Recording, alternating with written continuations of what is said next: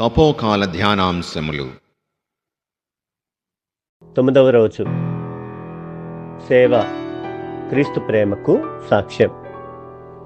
మనుష్య కుమారుడు సేవించుటకే గాని సేవింపబడుటకు రాలేదు. ఆయన అనేకుల రక్షణార్థము తన ప్రాణమును దారపోయుటకు వచ్చెను. మత్తయి శుభవార్త 20వ అధ్యాయము 28వ వచనము.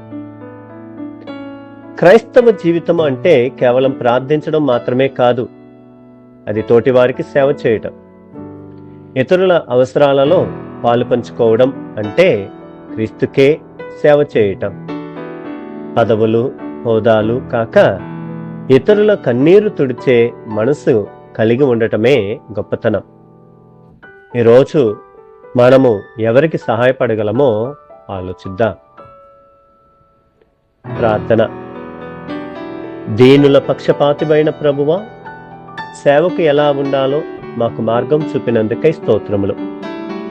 మా హృదయాలను కఠినం చేసుకోకుండా తోటివారి అవసరాలను చూసి స్పందించే దయను మాకు ప్రసాదించండి. ఆకలితో ఉన్న వారికి ఆహారాన్ని, వస్త్రము లేని వారికి వస్త్రమును, దిక్కులేని వారికి ఆదరణను ఇచ్చే మనసును మాకు ఇవ్వండి. మేము చేసే ప్రతి చిన్న మేలు మీ నామానికి మహిమను తీసుకురావాలి. అధికారం చలాయించే మనస్తత్వం నుండి మమ్మల్ని విడిపించి ప్రేమతో సేవ చేసే భాగ్యాన్ని దయచేయండి. మీ చేతికి పనిముట్లుగా మమ్మల్ని వాడుకొనండి. ఆమేన్.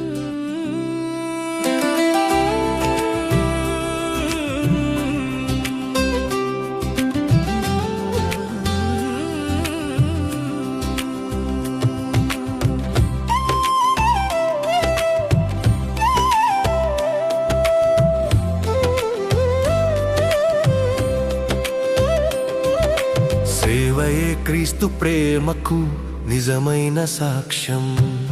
సాటి మనిషికి సాయపడటమే క్రైస్తవ లక్ష్యం. మాటలతో కాదు ప్రేమను చేతలలో చూపాలి. యేసయ్య ప్రేమను ఇలలో అందరికీ పంచాలి. సేవయే క్రీస్తు ప్రేమకు నిజమైన సాక్ష్యం.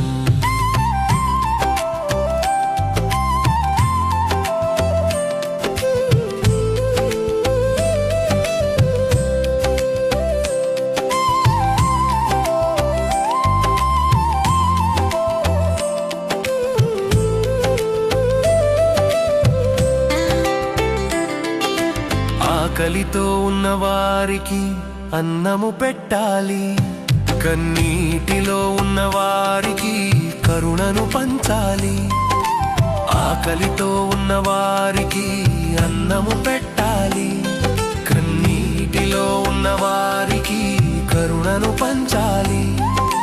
బీదలలో మనం నిజమైన దేవుని చూడాలి.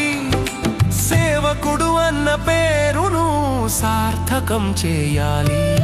సేవయే క్రీస్తు ప్రేమకు నిజమైన సాక్ష్యం. సాటి మనిషికి సాయపడటమే క్రైస్తవ లక్ష్యం.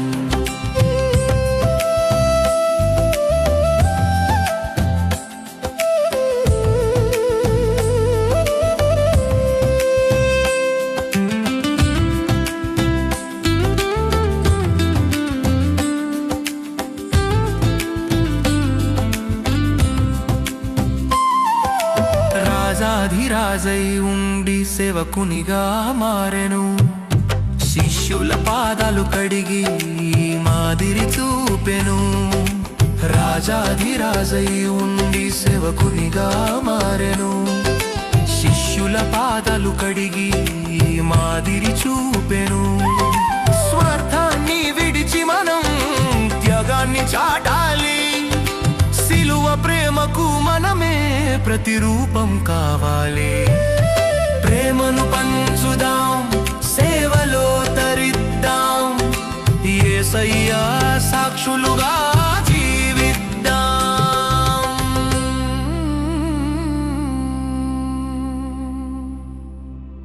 Experience spiritual growth with the Jeevadhara app and test your faith with the Bible Quiz app. Available now.